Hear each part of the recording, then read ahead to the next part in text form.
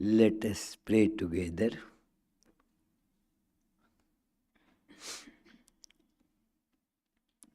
We offer our salutations to the all-loving being who endows all beings with consciousness. We meditate on the Lord, who is the origin of the universe. Lord, thou abidest in all, thou art all, thou assumest all forms. Thou art the origin and goal of all. Thou art the self of all. Thou art existence, knowledge, and bliss. Salutations unto thee. May the world be peaceful. May the wicked become gentle. May all creatures think of mutual welfare. May their minds be occupied with what is spiritual and abiding. May our hearts be immersed in selfless love for the Lord. Peace, peace, peace be unto all.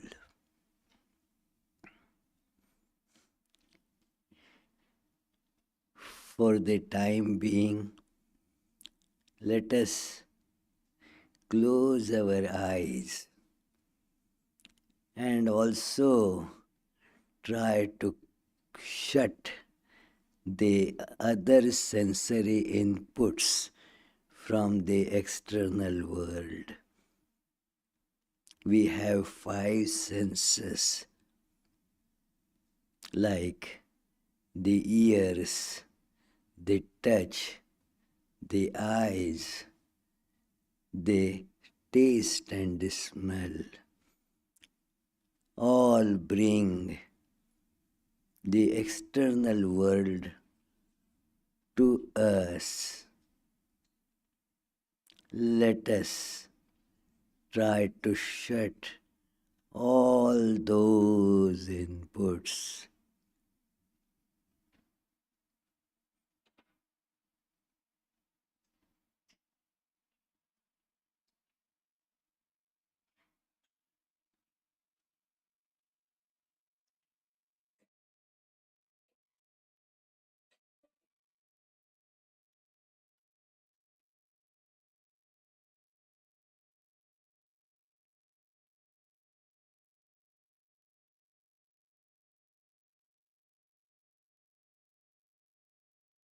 Now let us try to feel our internal reality, the I, the perceiver itself.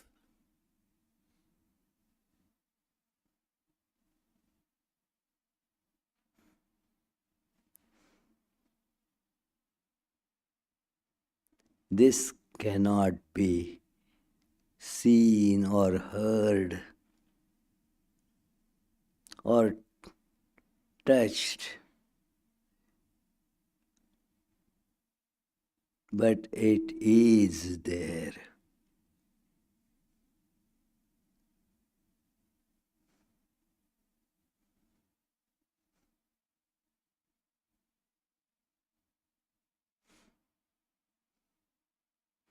Let us concentrate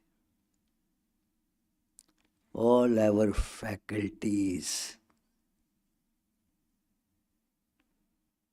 on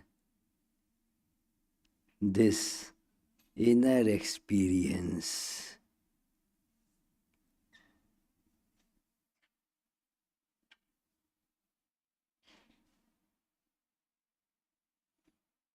Where actually lies all the bliss, all peace, everything that we were looking for in the outside world, but were not able to get, will be discovered by looking within.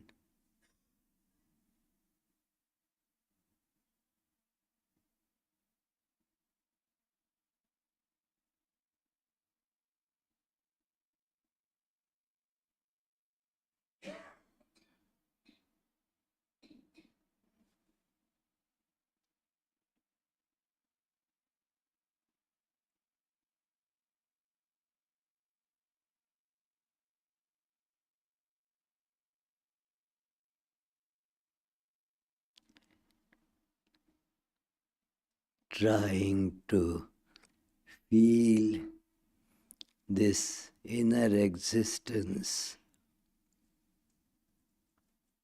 with some concentration, we will be able to see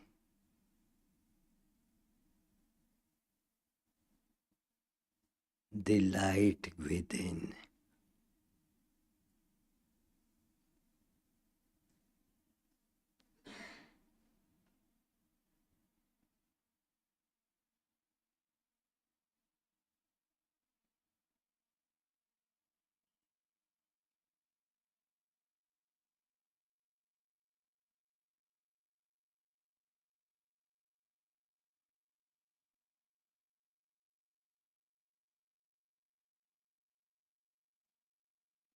That is the source of immortality, bliss, and peace. Om. Peace, peace, peace.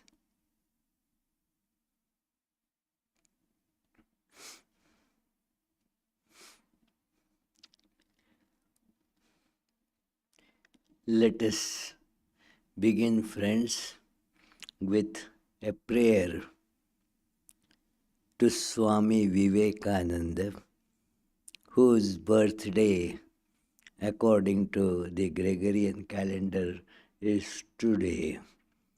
So, this prayer exalts the teachership of Swami Vivekananda. Tam Deshikendram Paramam Pavitram Vishwasya Palam Madhuram Yatindram Hitaya Nrenam Naramurtimantam Viveka Anandamaham Namami.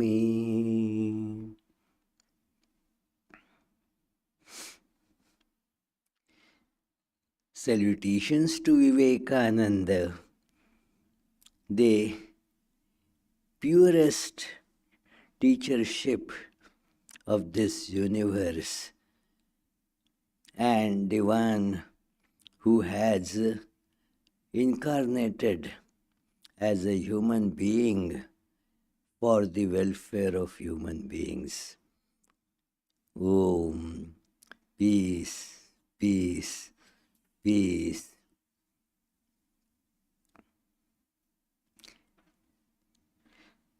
Vivekananda, the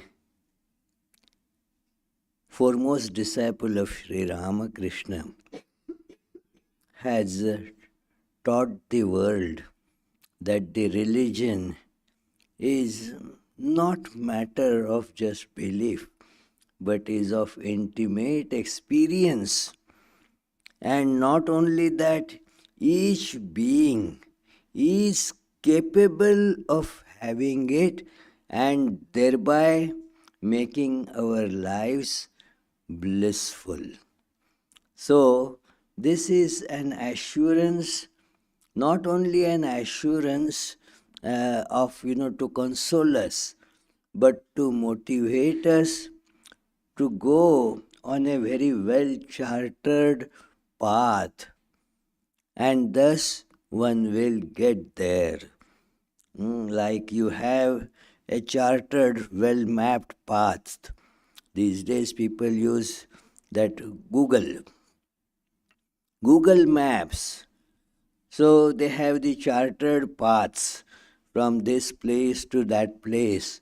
So when you are actually following that, you are more or less sure that you will reach the destination. So Vivekananda presents these chartered paths to realize the goal. It is not just hearsay, it is not just belief, but it is the practical means made available by which each of us can realize this. So, this special feature in the modern times of Swami Vivekananda brought a different kind of, religious revival in humanity all over the world. The religion that is based on just books or what the tradition has been saying, certain dogmas, and all the differences which led only to fights between the faiths, it was substituted by something that you can actually experience. It is not a matter of belief. This something that Vivekananda himself has thoroughly experienced and then has put them in the most powerful words possible. That is the something, a great treasure that is available for us today. And one of those great treasures is this book, Raja Yoga. This is the first book that Swami Vivekananda got published while he still was alive. And the introduction to this book is what intrigued me a great deal as I was a college student and not having much interest or belief in religious ideas, thought them to be superstitions. But this introduction of this great treatise changed a lot. Before the introduction, there is a preface, again written by Swami Vivekananda. That preface makes certain important statements that there have always been some extraordinary happenings, extraordinary incidents that we do not have an immediate logical explanation.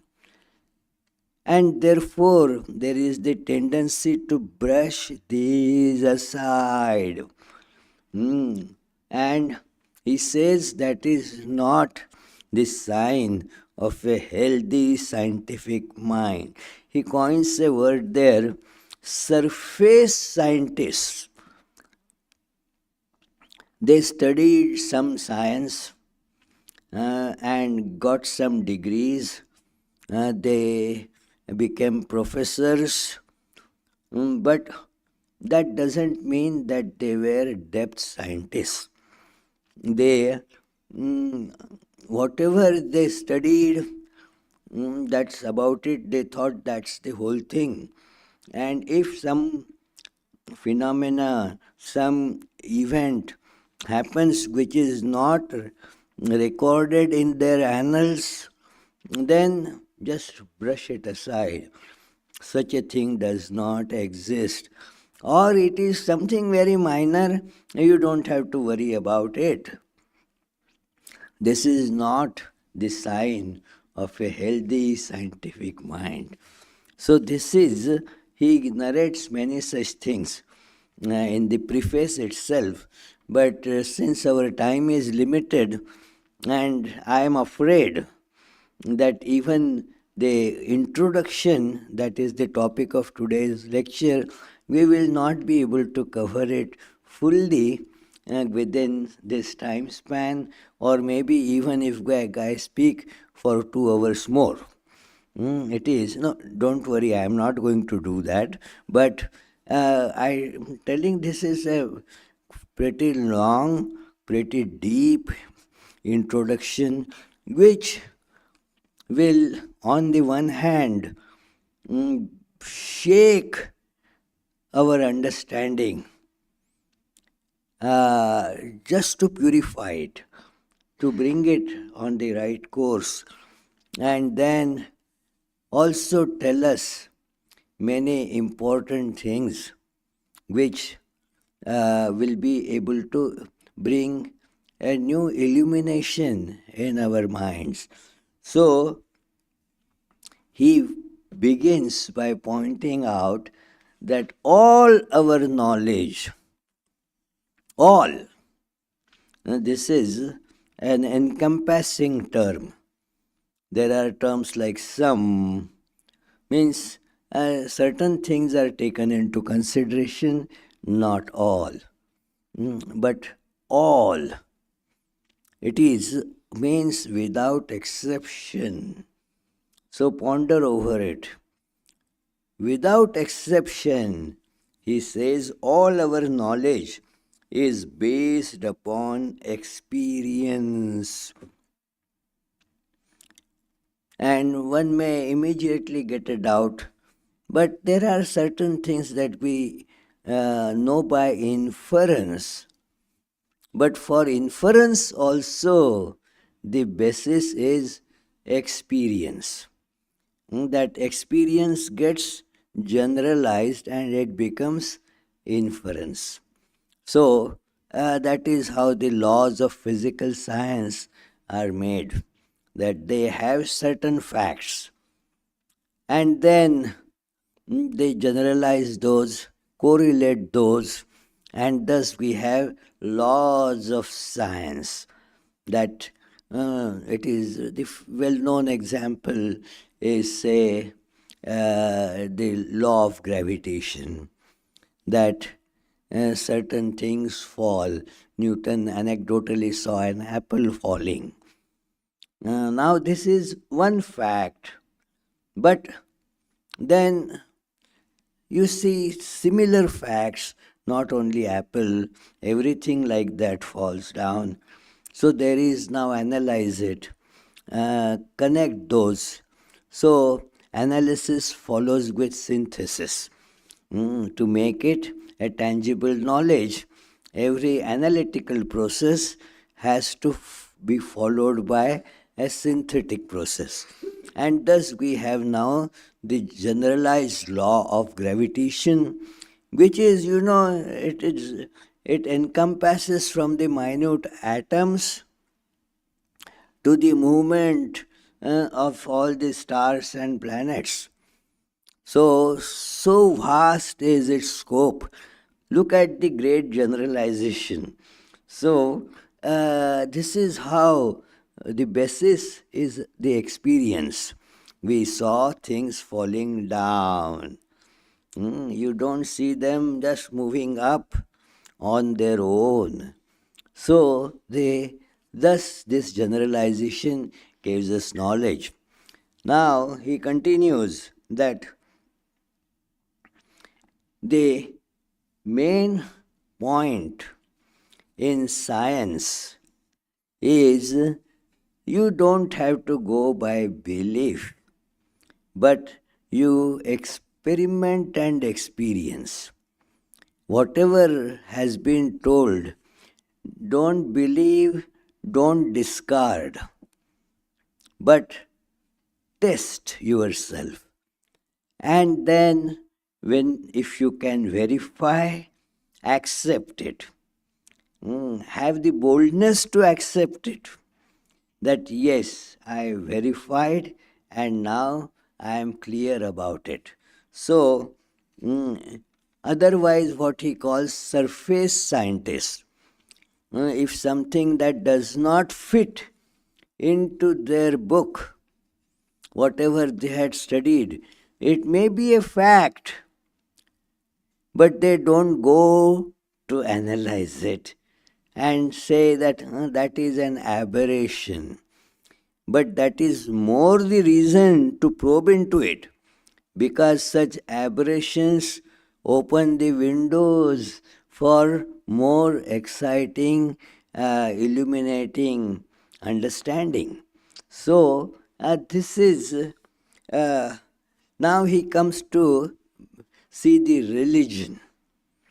Religions, as preached these days or even in Vivekananda's times, religion as it is generally taught over the world, is said to be based upon faith and belief, and in most cases consist only of different sets of theories, and that is the reason why we find all the religious quarreling with one another. These theories again are based upon belief. This is the cause that we have fights. Something is written in some book, I believe it. Somebody else says, no, but my book says something different. So now, come on, how to decide? Your book, my book? Fight. Eliminate others because they don't share my book. They don't share my belief. So this is how the religions give rise to tremendous bloodshed, wars, and so forth, because they are not based on experiential facts and verifiable facts. The science, if the religion has to follow the method of science, which it must, Swami Vivekananda says, don't get worried. Many do not want the light of science to be thrown on religion, thinking that then everything in religion will get destroyed. Let it get destroyed. That is the best thing that will happen to religion. If just by logic and science it is going to get destroyed, then it was never worth having. It was a mass of ignorance that we were holding on to. It is better that it gets destroyed. But friends, actually, Swami Vivekananda says, no, religion also, in essence, is based on facts which are verifiable and also are falsifiable. Means there is a way that if it doesn't show the truth, then it is false. So you can use the same method, but there is a but there. And then he says there, in the first place, if you analyze all the various religions of the world, you will find that these are based, divided into two classes: those with a book, those without a book.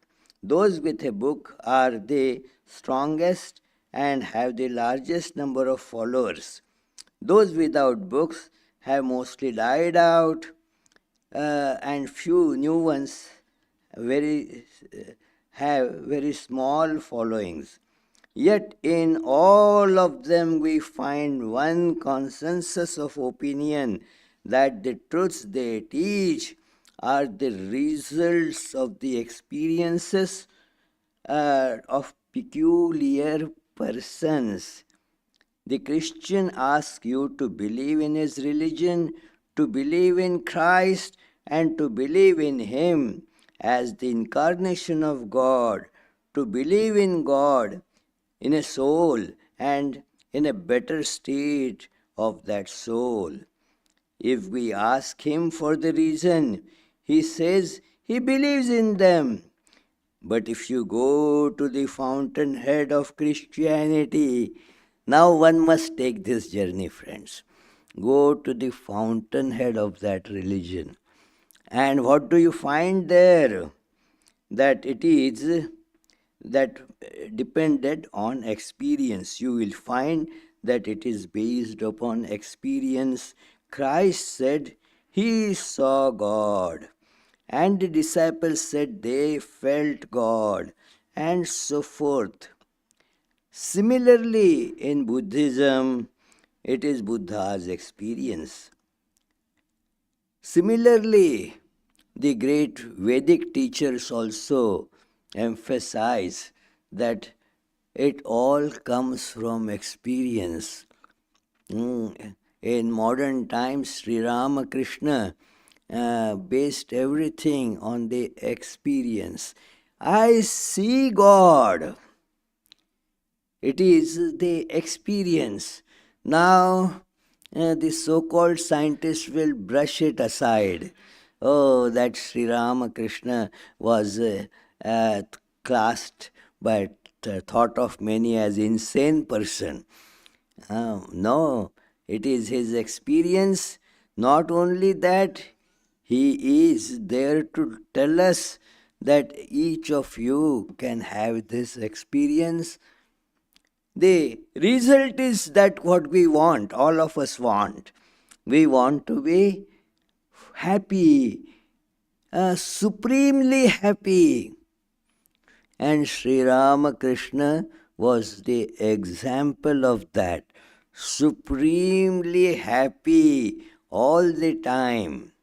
All the time. Didn't depend on circumstances.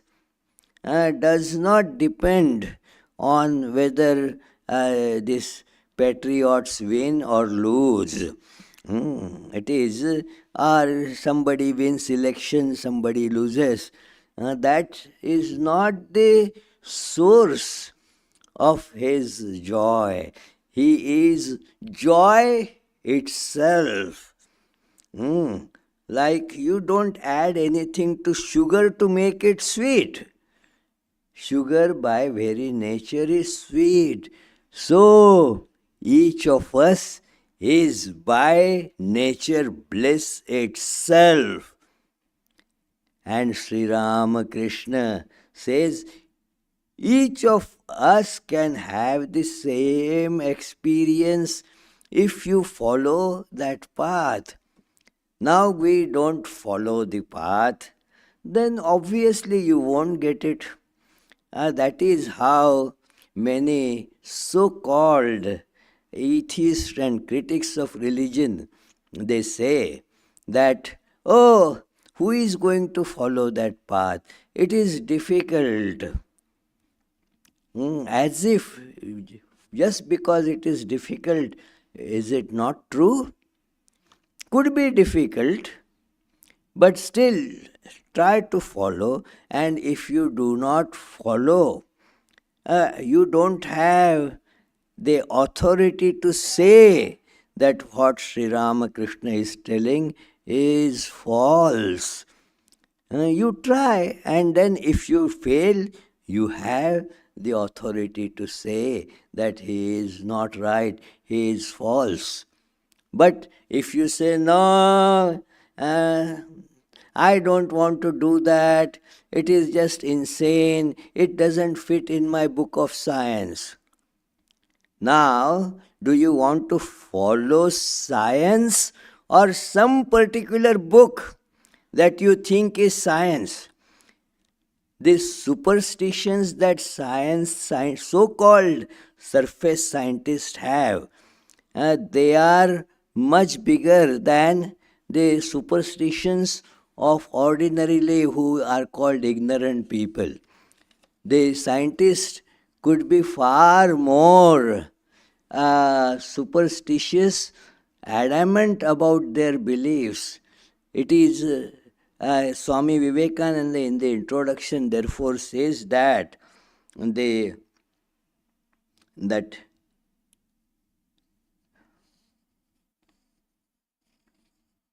thus it is clear that all the religions of the world have been built upon that one universal and adamantine foundation of all our knowledge, direct experience. The teachers all saw God. They all saw their own souls. They all saw their future. They saw their eternity. And what they saw, they preached. Only there is this difference that most of these religions, especially in modern times, a peculiar claim is made, namely that these experiences are impossible at the present day. They were only possible with a few people. Now, here we are deviating from science. The truths of science are impersonal. It is not only dependent on one Jesus getting the experience of God. Each of us, if we follow that same path, we will also have the same experience. But that is how the religion falls into the hands of this what is called priestcraft. That no, only Jesus got that experience, and what should we do? We just believe, that's all. We can never have that experience. This is something Vivekananda says is to be strongly condemned. If somebody has an experience, then I also have the right to experiment and experience it. So, if somebody says that no, you cannot have it, then it is not obviously an impersonal science. The religions has to be impersonal. That something that was experienced by Jesus or Sri Ramakrishna or Buddha or Prophet Muhammad, all of us can have that experience if we follow that method.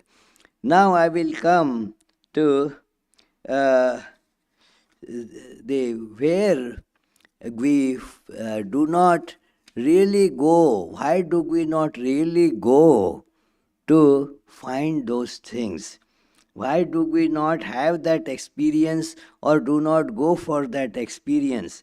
And here we make a very big mistake, that we are stuck with certain instruments. So it is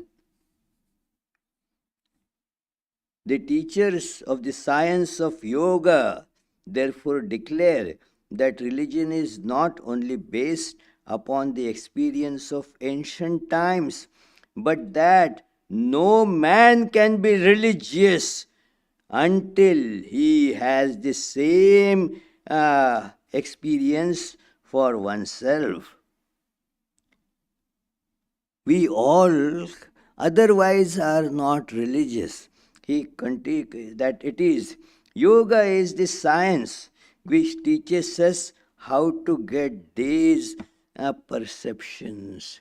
Yoga here should not be understood that the different physical postures and movement of limbs, do like this, close your nose or stand on your head, and that is a small branch of what is called Hatha Yoga.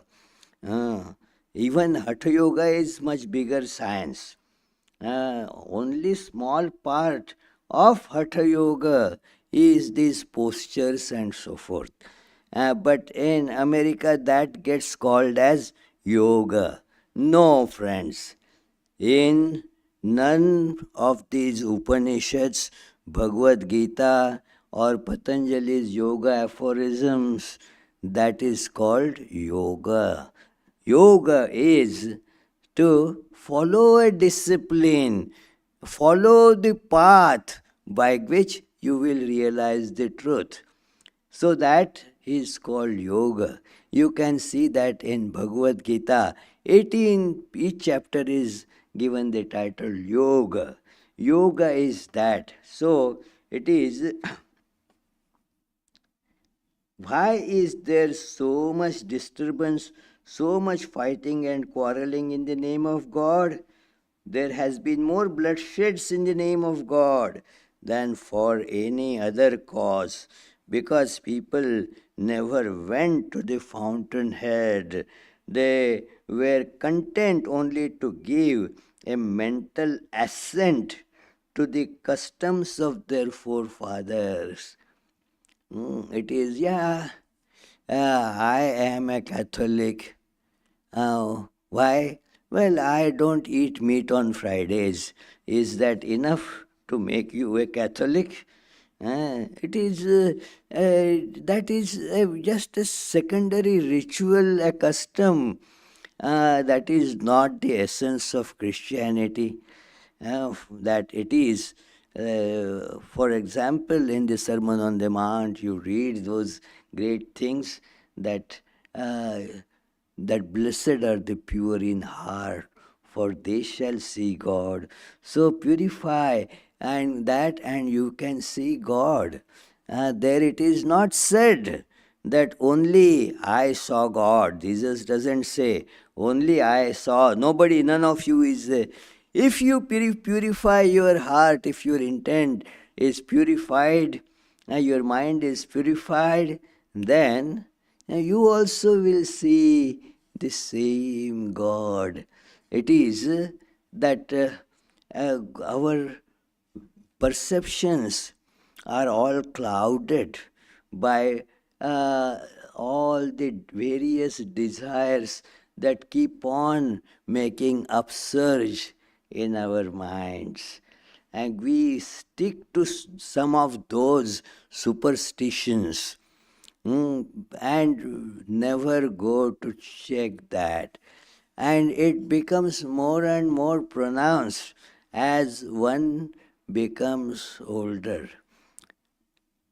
Because all those ruts in the brain, they have now become so hardened that a new thought is difficult to be put in there. That just by seniority, just by the because of having an advantage of age, one thinks that I know better than you, which is again a big superstition. The younger people can know things much better than the older people, because their minds, their brains are still fresh. New paths, new synapses can be put in there, not in the hardened heads of the old people. Therefore, they become very superstitious. It is, and so this is what is said in the book. That's it. So it is important that uh, he continues, if there is God, we must see him. This was the life of Vivekananda. If there is God, I must see him. And so he went on looking for somebody who has seen God, and found that in Sri Ramakrishna, who not only said that he has seen God, but he can show it to you also if you follow the path. Then I'll come to the discussion that it is uh, the ideas that people have about religion is one that so-called scientists, they just brush it aside, that there is no such thing as God. Religion is useless. It causes bloodshed, differences, obstructs the scientific inquiry. But there are others who say, well, religion has some utility, and that is where the most people fall in. Utility. Religion has some use. What is the use? That he calls these people the semi-educated. The idea seems to be that these things really have no basis. Their only value consists in the fact that they furnish strong motive powers for doing good to the world. Look that how many charitable institutions the religions have put up. They and then the thought of God. It gives you some peace of mind. Some mental effort can be done to help others, and so forth. So that is the social utility. There is, the religious or spiritual morality and the social morality. Social morality depends whether you are conforming to the laws of the society or not. You may not be moral, but you are just obeying the laws. That is not the sign of true morality. You can do all diabolical things without breaking a law. And you can be very highly moral but legally a criminal. So that is how one must see that they understand religion only as a secondary social utility, not really having much inner basis as such. So we cannot blame them for holding such ideas, seeing that all the teachings these men get is simply to believe in an eternal rigmarole of words. Oh, that is how these things perpetuate that, look, this is the book. And in that, Jesus says like this, look at the story of Martha and Mary, and all that is studied only for the purpose of having this superficial religious ideas. The science of Raja Yoga proposes to put before humanity a practical, see, please note these words, a practical and scientifically worked out method of reaching the truth. In the first place, and this is something that many do not understand, especially the so-called scientists. In the first place, every science must have its own method of investigation. Every science has its own method. A microbiologist will use a microscope to investigate. This is the method of a microbiologist. Now, if somebody who wants to study astronomy uses the same instrument, it will be useless. A microscope cannot show you the celestial, the bodies in the skies. It is you need to change the instrument and use a telescope and not a microscope. But we get addicted to our instruments. And the biggest addiction that we get is sticking to our sense instruments, our ears, eyes, touch, that taste, smell, these five senses, because we feel that is what gives us knowledge. See how contradictory this knowledge can be, how meaningless and misleading can this knowledge be. Use the senses, but don't think that without that the knowledge is not possible. It is, I quote that from Arthur Eddington's book on philosophy of science. And he says that how a scientist goes about the work is that like a biologist who wants to study aquatic creatures goes to a pond, throws a net in the pond, and then examines.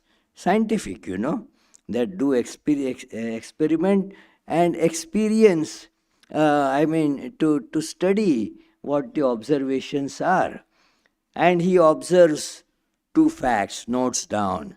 In our early classes on science, in the middle school, we were told, hey, observe, and then write down your observation. So he writes down the observation that one, each creature in the pond, each aquatic creature is at least 2 inches long. And then, second, they can breathe, they can survive only in water. Then he makes another experiment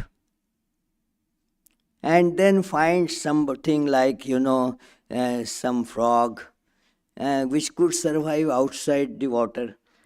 And so he changes his second conclusion. First conclusion remains intact. Every creature is at least 2 inches long. He goes on experimenting, brings more conclusion, but the first conclusion that each creature is at least 2 inches long. There do not exist any creatures in waters which are smaller than 2 inches. And Eddington says there that the reason was that the distance between two threads of the net was 2 inches. So nothing smaller than that could be caught in that net. And then he says, this is what science does. Those who are, thinking that we scientists know everything, they should read that great book. So it is, he says, that is what we scientists do. Arthur Eddington was one of the most highly regarded scientists in the 1900s. So he says we have this net of our 5 senses, and we throw it on the observable world, catch the facts, and what doesn't get caught in that, we say, oh, that doesn't exist. So, how mistaken we are, we can see. Vedanta goes a step forward that, you do not need even to know that every creature is at least 2 inches long. You don't need to do any experiment. Just looking at the net, you know that. It is. And also, Vedanta says that somebody may say that okay, I will be satisfied with what the world of the senses brings me. I don't need that other knowledge. But even the knowledge that you get by these observations is not perfect, not true. Because, say, for example, a fish you caught is 4 inches long, so you caught it.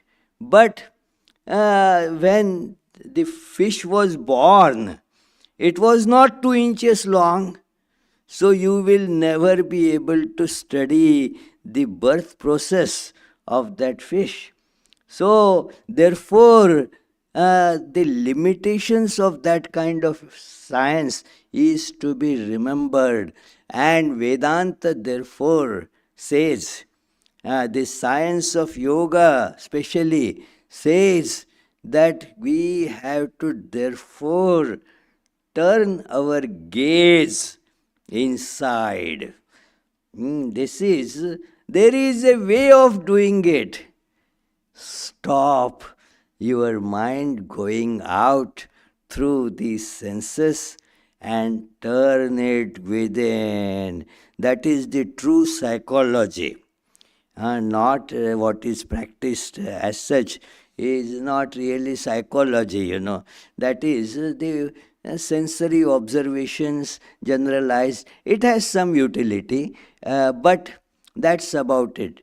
The depth psychology comes when one learns to actually shut the sensory inputs in the science of Hatha Yoga or Raja Yoga. It is called Pratyahara. In the Buddhist technique, that is called Vipassana or Vipassana. That let not any input come through the senses. And thus, now you are able to concentrate on within. And this is the idea behind meditation. And it is, let me read a little more, that if you go deep with that, and you will be pleasantly surprised the great wealth that is available in the inner world. The inner world is much vaster and more fascinating than the external world. It is, see, we know how fascinating is the external world, but that is only a small fraction.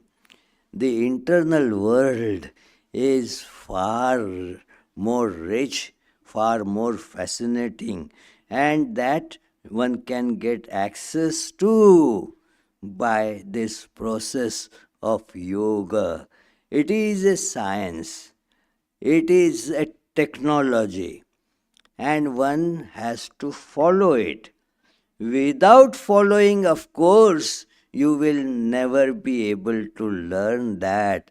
Just as any science, you have to take its methods for learning. You won't be able to otherwise get access to that. If you say, no, I will never use a telescope, then whatever my microscope shows, that is the only truth I believe. Naturally, you will not get the knowledge of astronomy by that. It is, thus one must be mentally prepared. And this preparation is great, friends, because we are so addicted to our sensory instruments. We don't want to shut them down and turn that inside, turn that power within. That is called meditation. That shut the senses, let them be quiet. Yesterday I was in New York, and uh, that there was some loud music going on after my lecture. Many people wanted to come and talk to me, but that music was so loud. It really lost all the that musicality because of that huge volume. And moreover, what was being spoken to, I could not hear. Even what I would say would not be heard by them. So, friends, this noise of our external observations is so big, it is so loud that we become completely incapable of hearing the inner voice. We are not able to perceive the inner phenomena. And therefore, although tremendously addicted from the birth to these sensory inputs and taking them to be real, one must learn to shut them. There is a learning process in that. That also is part of yoga. And when one can do that, that is, it really opens up the great doors. Now, although there are a lot of things, I will just make one more point and we shall stop. And that is about the funny question, means meaningless question, but that gets brought up again and again. What is the use of such knowledge? Our idea of use, it varies so much. For a little child, that which does not bring chocolates is useless. All that, those candies and chocolates and sweets, that is that use. Other things are not of any use. All medical research is that useless, because it is the only idea of use is this getting chocolates. So for people who are addicted to this world, want to make betterment in the world, now they have their idea of making the world better. It does not match the ideas of other people.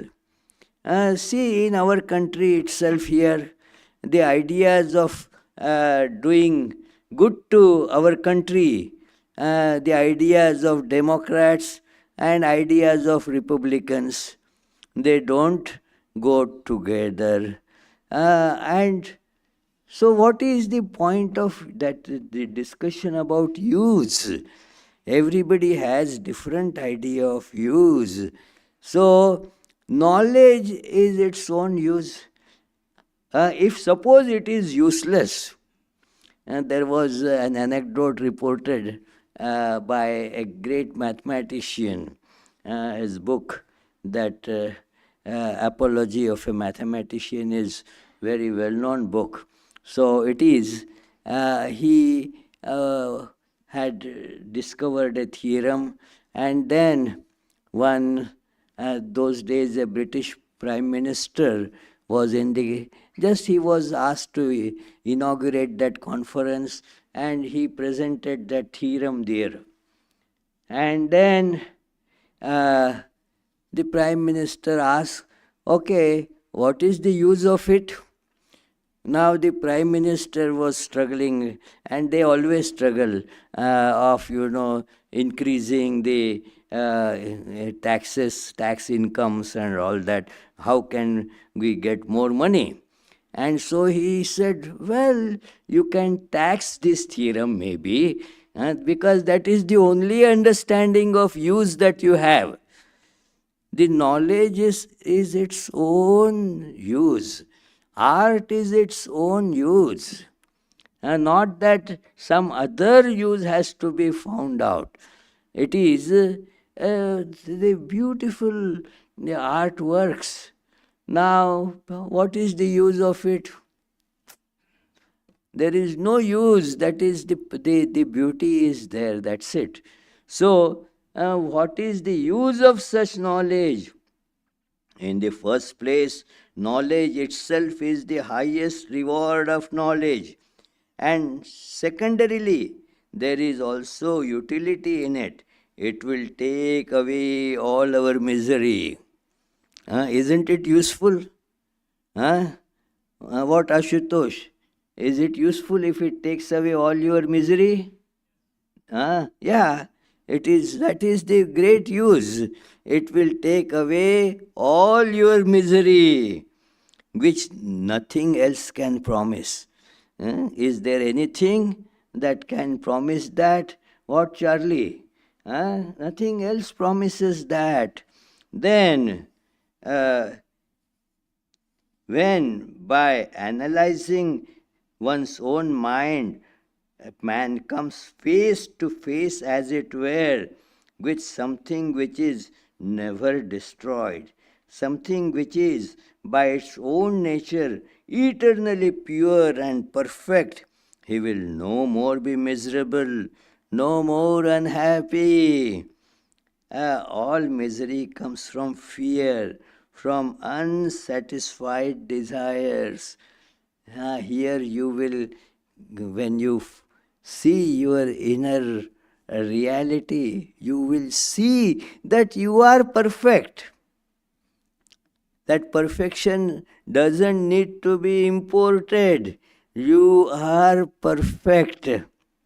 And this is the statement in Christianity also. Jesus says, "Be you perfect." Rarely any church preaches this doctrine or this statement. Be you perfect as your Father in heaven is perfect. One has to attain to that perfection.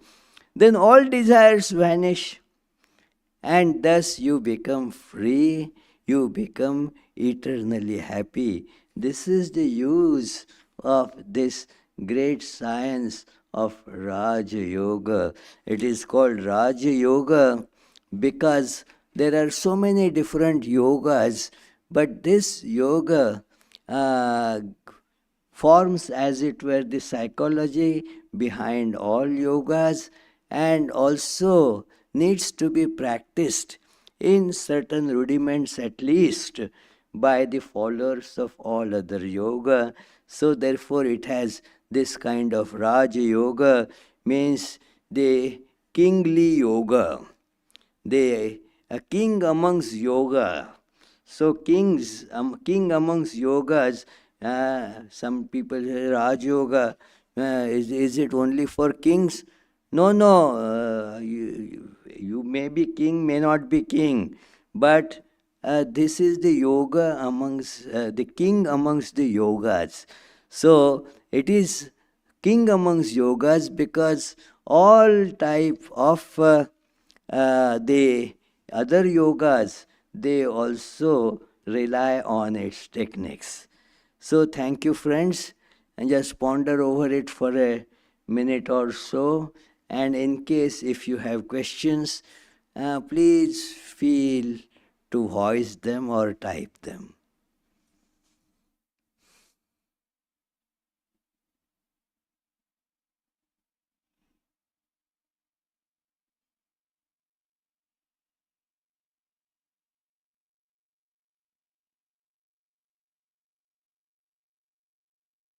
Any question?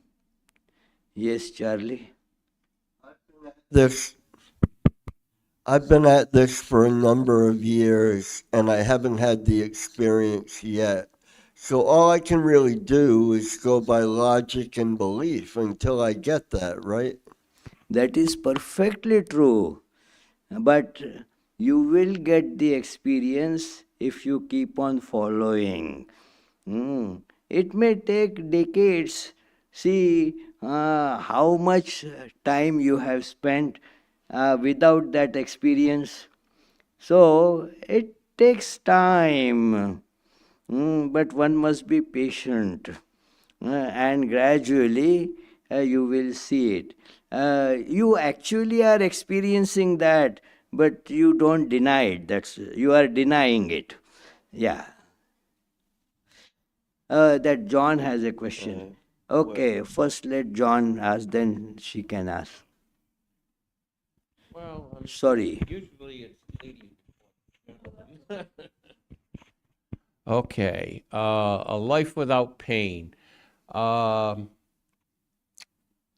Maybe, the answer was yes. It seems like a goal, but in the meantime, I have to learn things, and sometimes pain is that teacher.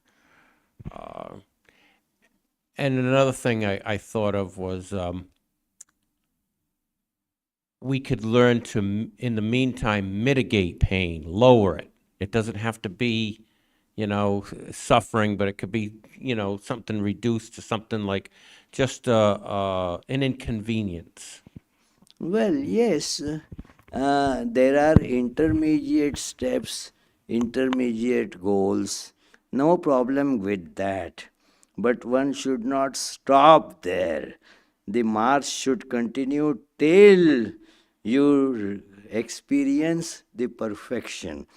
Till then, if you are having pain due to headache, feel free to take a Tylenol. No problem. Right. Yes.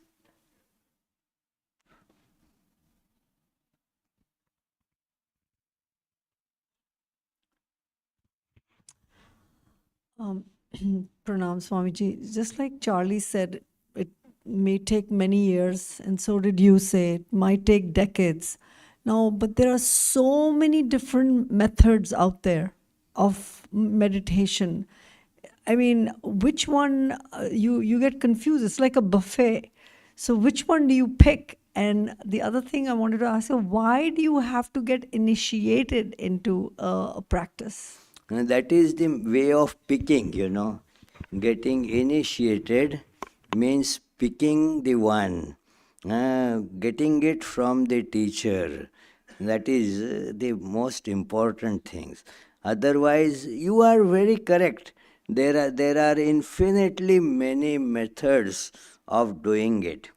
But if you think, let me try this one, then tomorrow you will try another one.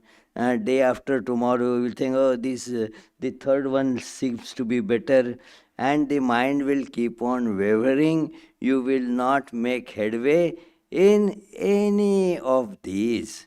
And therefore there is the philosophy of Guru. There is, the Guru and Ishta. Means that you take up a chosen path as directed by the Guru. If it is left to your own whims, then you will not get anything. It is, yeah, there are many ways of, say, coming to Vedanta society, but you follow one and come there. So, similarly, there are innumerable paths, no doubt about that. There are innumerable methods of meditation, concentration, but one cannot keep on wasting the whole life in these experimentations. So, the best thing is whatever your Guru has told you, follow that. That is how we therefore send children to school. Why? Because the Guru is needed, the teacher is needed. Otherwise, they cannot learn. Were you not put in school? Yeah, so this is the same thing in spiritual life also. That, oh, let me explore it on my own. You may succeed. There are some who can learn without having a teacher, but vast majority needs a teacher. Vast means 99.99% would need teacher, and the teacher gives you the path, understanding your particular psychology, and tells you proceed on that, monitors your progress, and thus you actually can be on track. Yeah. Yes, Matthew. I was quoting from Matthew.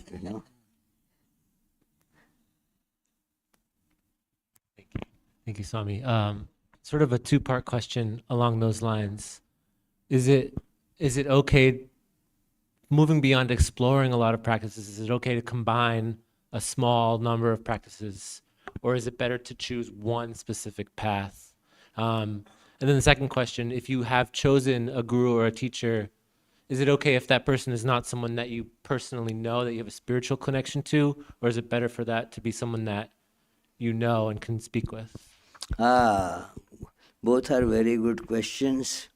First question is, you can have, various methods, and you can mix and match. You can choose one, then choose another, or choose a mixture of them.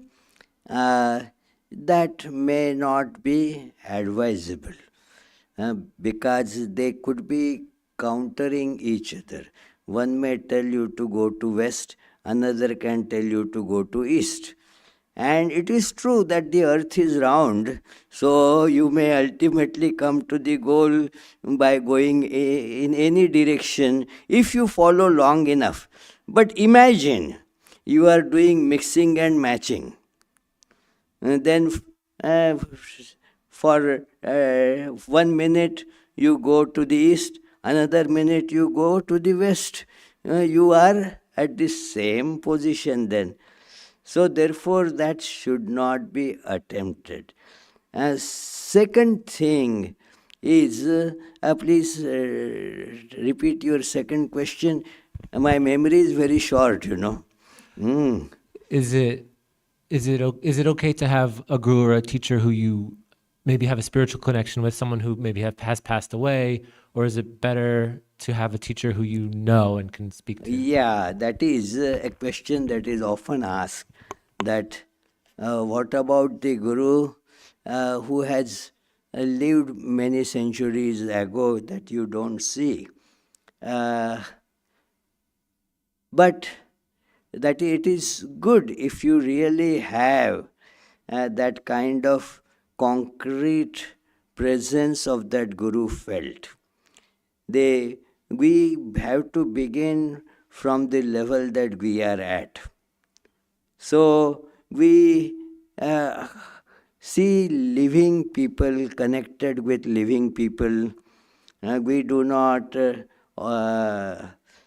invoke some past person telling something, but we are reliant more on the present. So you will have more tangible faith in something that is told by a living teacher, because that living teacher, you know that that person is there, that person communicates with you, and so forth.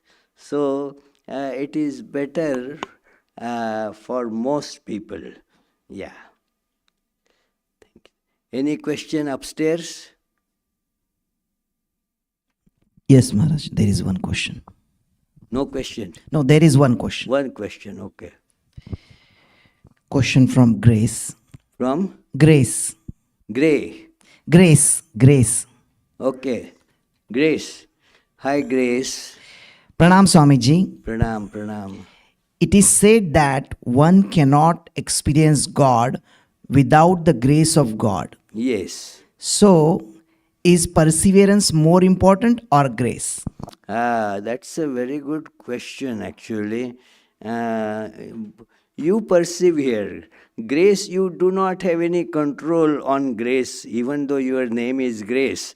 You do not have any control on God's grace. So don't worry on about things that you cannot control. Do put in your perseverance, put in all your efforts, and know that what you get is the product of grace. So it is the grace comes to you. You put in your efforts. God has given grace to us, that there is air outside. But you have to breathe, isn't it? You have to do the work to get that air in.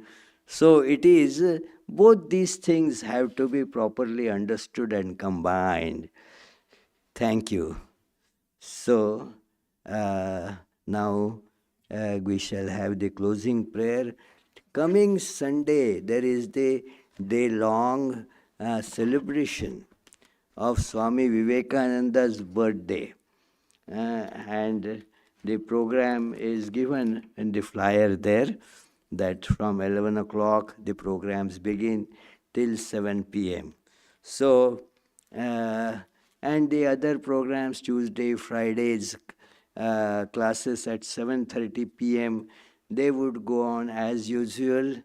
And morning, evening meditations and prayers, they also are going on as usual.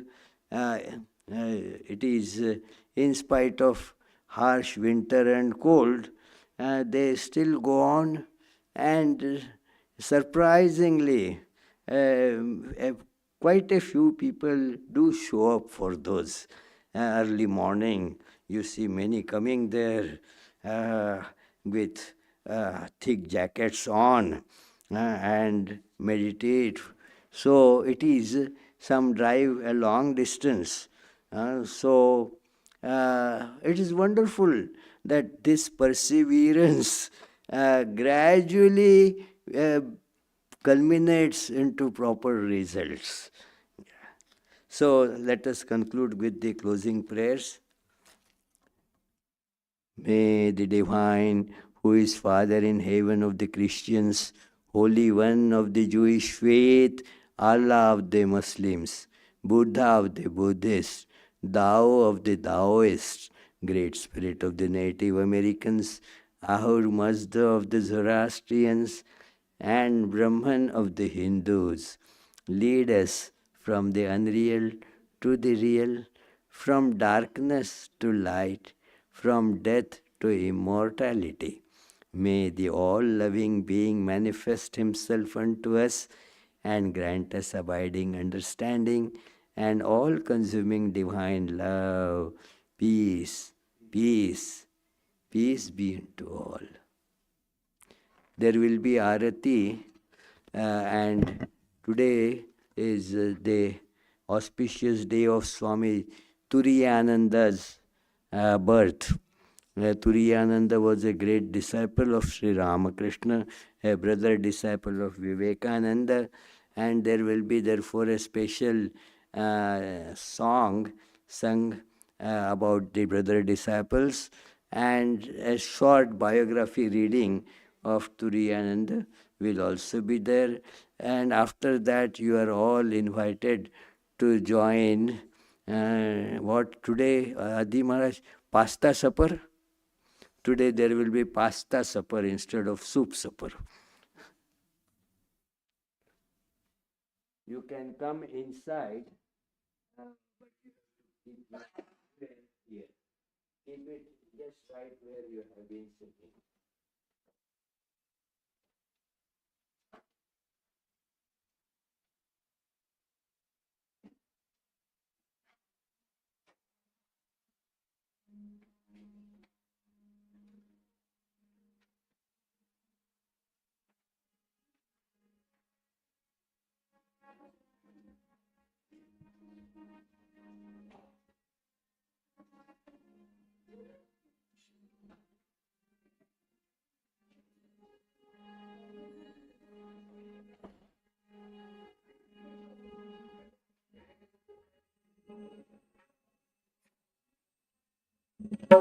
Bande chanda adored by all, we adore you too. taintless slaughter, zooming human form.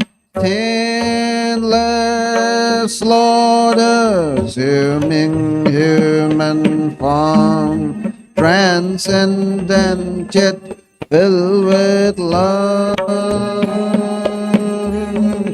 You free us from the stain of sin and ornament our world. Consciousness is your form. Your eyes always purified by knowledge. Your eyes always purified by knowledge. Looking at them, delusion is gone. Ocean of shining love and feeling, ever inebriated in your infinite love. Your feet always dear to your devotees. Your feet always dear to your devotees. Form a boat to cross this world. Revealed to us as God incarnate and the Lord of all things, helping us join with you. Your mind's always set in the divine light. Your mind's always set in the divine light. This we can see through your grace. Destroyer of our worldly sorrow and compassion soul. Infinite is your word. Your life's offered for the world's deliverance. Your life's offered for the world's deliverance, saving us from darkness and fear. Renouncer of all lust and lucre, therefore you were always burning sensual life. Lord of monks, you are the best of men. Lord of monks, you are the best of men. Grant to us pure love for you. You're fearless and you're free from doubting, with your mind very firmly resolved. Causeless refuge of your devotees. Causeless refuge of your devotees. Renouncing caste and birth. Our treasure is your holy feet, which take us very soon across this puddle of life. You give love and even-sightedness. You give love and even-sightedness to remove our anguish here. Our treasure treasure is your holy feet, which take us very soon across this puddle of life. You give love and even sightedness. You give love and even sightedness to remove our anguish here. Greetings to you, O Lord, beyond both speech and mind. Greetings to you, O Lord, beyond both speech and mind. Yet you are the basis of both. O Lord, yet you are the basis of both. Great light of all lights, blazing in the heart's gate. Great light of all lights, blazing in the heart's gate. Darkness is destroyed by your light. O Lord, darkness is destroyed by your light. Greetings to you, O Lord, beyond both speech and mind. Greetings to you, O Lord, beyond both speech and mind. Yet you are the basis of both. O Lord, yet you are the basis of both. Great light of all lights, blazing in the heart's gate. Great light of all lights, blazing in the heart's gate. Darkness is destroyed by your light. O Lord, darkness is destroyed by your light. Langa Ranga Bhanga, these are all the sounds of Mridanga. Langa Ranga Bhanga, these are all the sounds of Mridanga. Spiritual songs devotees are singing for your worship divine. Spiritual songs devotees are singing for your worship divine.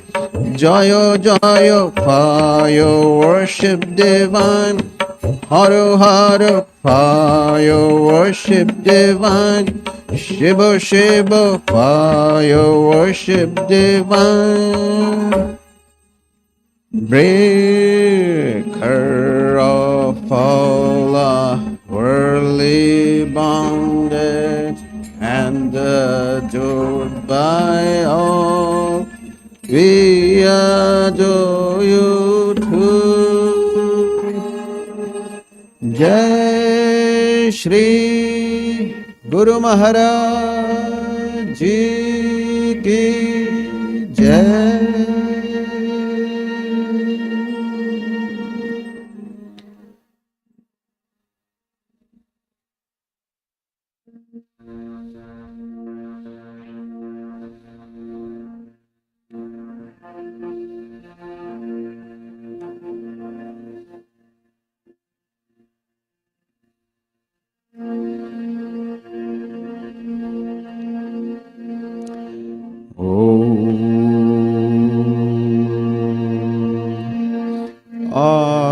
Auspicious and blessed, graciousness sublime, all noble ends you give to us, granting us refuge, all seeing glory. O Mother Divine, our love to you. Creation, preservation, dissolution are your powers, eternal one. Nature's real basis, nature's essence. O Mother Divine, our love to you. We come seeking refuge from anguish. Be our Savior through your deep concern. All our suffering remove, Goddess. O Mother Divine, our love to you. Victory, O Mother Divine, our love to you. Blessed Mother Divine, our love to you. Blessed Mother Divine, our love to you. Blessed Mother Divine, our love to you.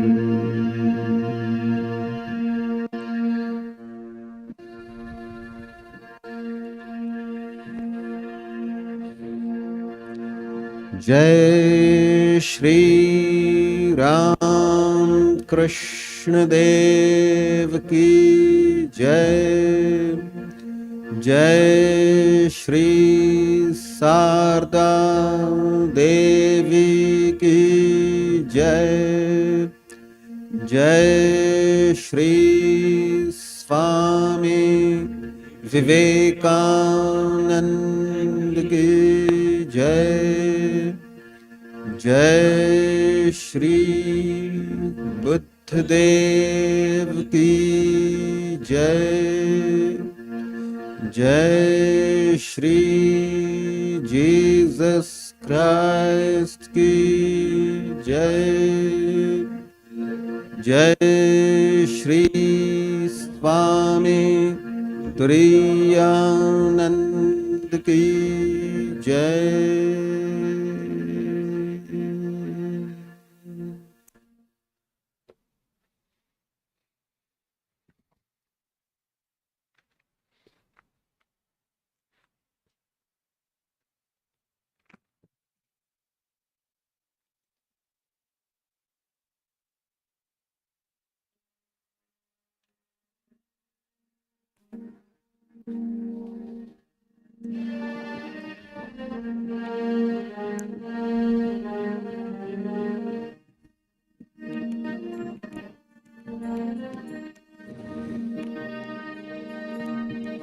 So we'll sing the Parashada Vandanam, the birthday song for the direct disciples. And when it comes to the part where we're singing Swami Turiyananda's, we'll be repeating that line one more time.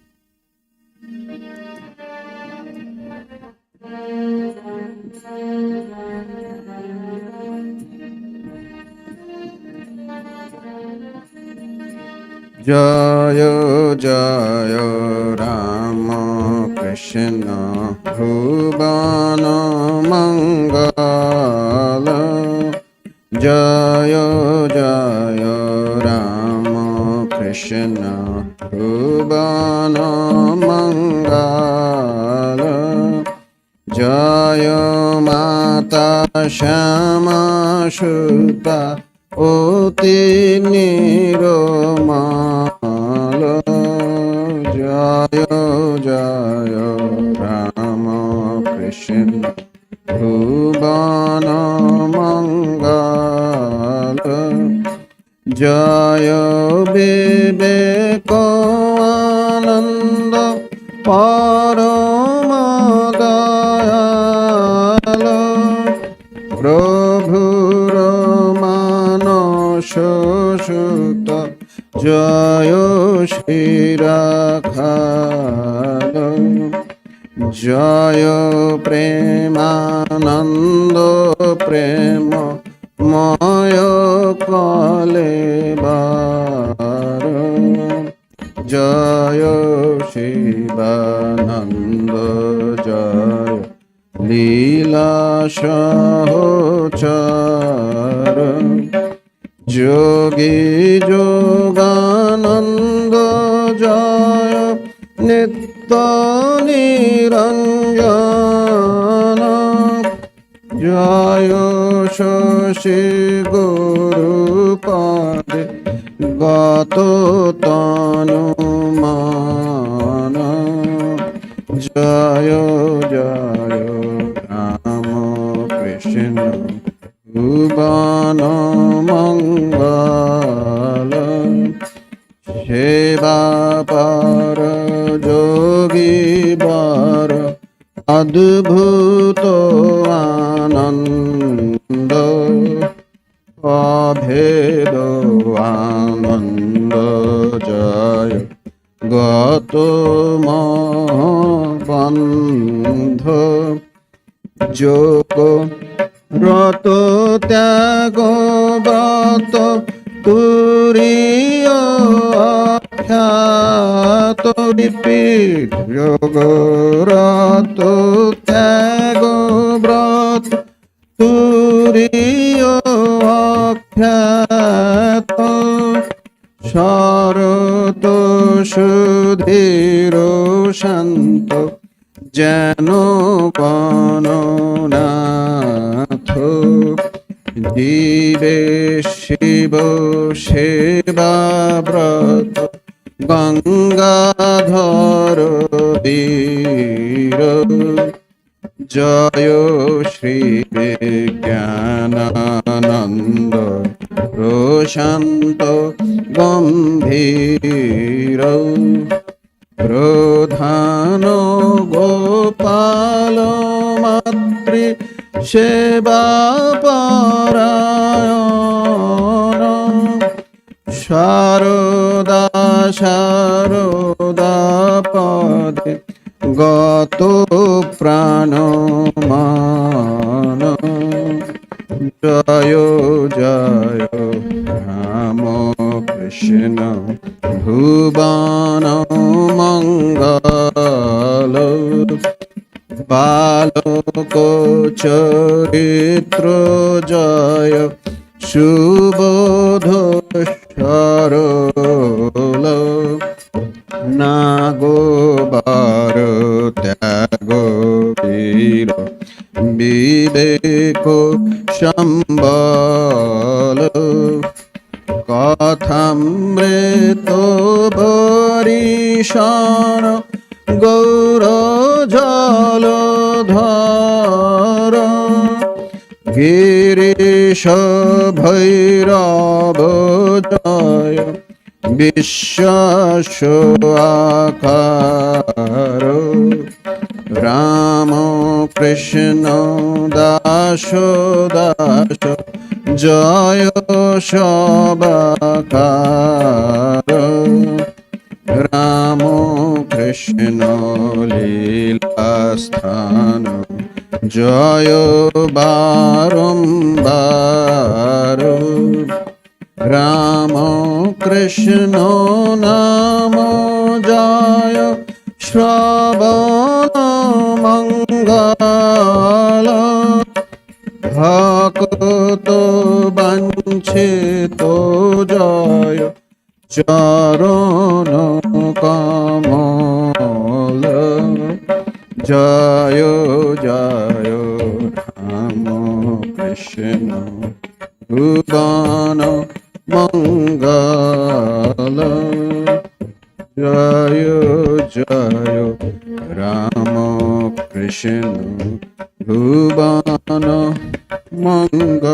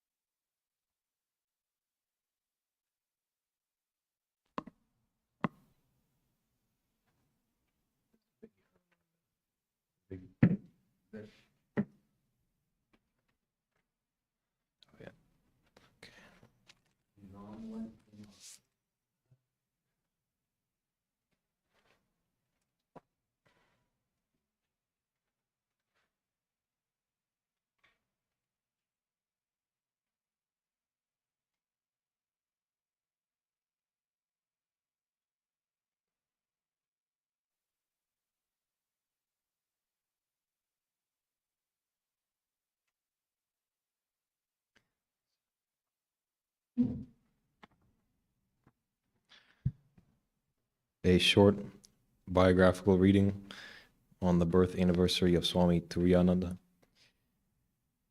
His birth name was Harinath Chattopadhyaya. His monastic name means the fourth state of consciousness, transcendental bliss. He was born in North Calcutta on January 3rd, 1863, and passed on July 21st, 1922, the 13th day after the new moon of Paush. Education, Kambuliatola, Bengali School, General Assembly, Christian Missionary. Hobbies and interests, wrestling, fitness exercises, poetry. His religious influence was his father, who was an Orthodox Brahmin, and first meeting with Sri Ramakrishna at age 13 or 14 at a neighbor's house, saw in a crowd, and second, more formally, 2 or 3 years later. On his deathbed, Hari's father said, "Hari belongs to the world, and the world belongs to Hari." So he foresaw the future life of his youngest son. Hari was orphaned at age 12. His mother died when he was 3, father when he was 12. From boyhood, he was drawn to the ideals of orthodoxy and asceticism. His favorite book was the Rama Gita, an Advaitic treatise. He would cook for himself, bathe 3 times a day, and practice japam. He wrestled and did fitness exercises to maintain a strong body, which would be put through severe austerities in the future. He also told his friends that he would never marry. Although Orthodox, he would attend Christian classes on the Bible, while many other Hindu school children did not. All religious books fascinated him. He memorized the Chandi, Gita, Vivekachudamani, and several works of Tulsidas. His purpose in life was to become Jivan Mukti. When he was a teenager, he saw Sri Ramakrishna in a state of ecstasy and radiance. Yet, since he was a believer of Shankara's non-dualism, renunciation, austerity, and continence, he felt it was not necessary to pursue Sri Ramakrishna, who was a believer of the Divine Mother. A few years later, however, he visited Dakshineswar and slowly became comfortable there. Sri Ramakrishna asked him to come on weekdays as there would be fewer people in attendance. Hari spent 6 years learning from and serving Sri Ramakrishna before his teacher's demise in 1886. In 1887, at Branagore, he took monastic vows and was named Swami Turiyananda. He soon left into practice the life of a wandering ascetic. This he did for 12 years, pilgrimaging through northern India, Rajpur, Meerut, Abu Road, Srinagar, etc. During this time, he learned new languages, including Guru Mukhi, and also studied Granth Sahib, the sacred book of the Sikhs. He memorized the 8 Upanishads and the Viveka Chudamani, crest jewel of discrimination, and also prayed that his book knowledge be erased. A police officer thought he was an anarchist posing as a monk, asked him many questions, and upon his fearless responses said, "How dare you speak that way? Are you not afraid of the police?" Swami Turiyananda replied, "I am not even afraid of Yama, the god of death. What to speak of the police?" This policeman later became his devotee. Though he would speak so succinctly, Swami Turiyananda's nature was intensely meditative and austere. He did not crave for crowds, public works, or organization. His work was to be a character builder of individuals. He studied the nature of each of his students, smoothing their angularities and correcting their false steps. He disliked procrastination, saying, "Whatever you have to do tomorrow, do it today. Whatever you have to do today, do it now." Swami Vivekananda asked him to teach scriptures to the monastics back in Ulambazar. This he did, but after a year again became a wandering monk. Swami Vivekananda asked him to come to America, and he taught classes in the New York Vedanta and in Montclair, New Jersey. A New York devotee offered 160 acres of California land to the order, and Swami Turiyananda was sent there, San Antonio Valley, to establish an ashrama, later called Shanti Ashrama. This was primitive living, 60 miles from a railway, the nearest river for water 6 miles away, with one cabin and a shed, but plenty of scorpions, snakes, and tarantulas. He became discouraged, knowing he was responsible for his students, but he got a glimpse of the American pioneering spirit, and they all demonstrated that they would not be cowed by hardship. For 2 years, this was a living teaching ashrama by his example. His health began to break down from years of severe austerities, and he began his return to India to recover. When he heard of the death of Swami Vivekananda en route, he was so shocked that after only a few days of rest, he left Balarmat to resume pilgrimages through the Himalayas to Kurukshetra, Nangol, Kankal, Puri, etc. During 1915, he spent time establishing a retreat ashram in Almora with Swami Shivananda.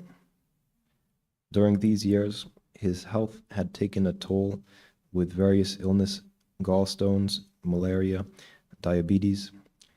He finally settled in Varanasi in 1917. Several surgeries were done on his back, removing carbuncles, but he always refused chloroform, exhibiting tremendous fortitude. The attending physicians became his devotees. He possessed a wonderful capacity to disassociate himself from the body-mind complex. In 1922, he underwent another carbuncle surgery on his back, needing much tissue removal, The back became infected and gangrene set in.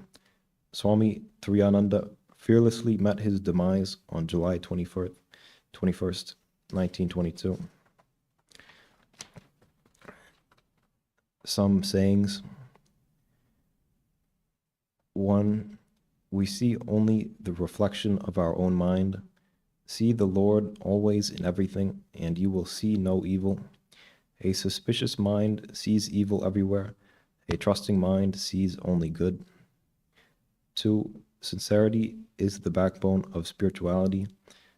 One should practice it in all thoughts and actions. Make your heart and tongue one. 3. Why do you make plans? Why are you scheming? Why do you look so far ahead? Let Mother alone plan. Human planning is in vain if she does not consent. This does not mean idleness.